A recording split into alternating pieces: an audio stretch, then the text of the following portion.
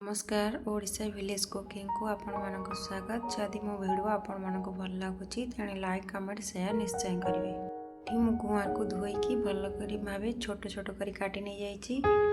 पियाज छोट छोट कर काटी नहीं जाइए। मीडियम साइज टमाटर को छोट छोट कर काटी नहीं जाइए। बादाम को भाजी चोपा छड़े नहीं जाइए। फास्ट टाइम तेल गरम कर जीरा टे पकेवा।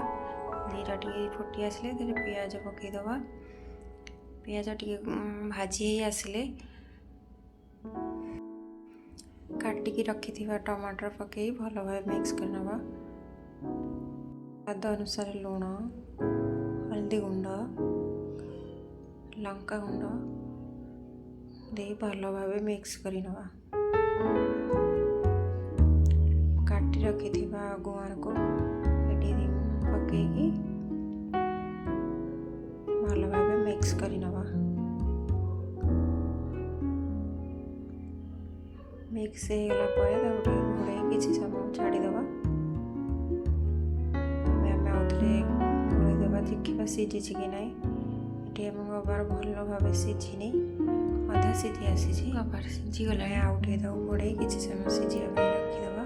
कुटिकी रखि बादाम गुंड को पकईदवा।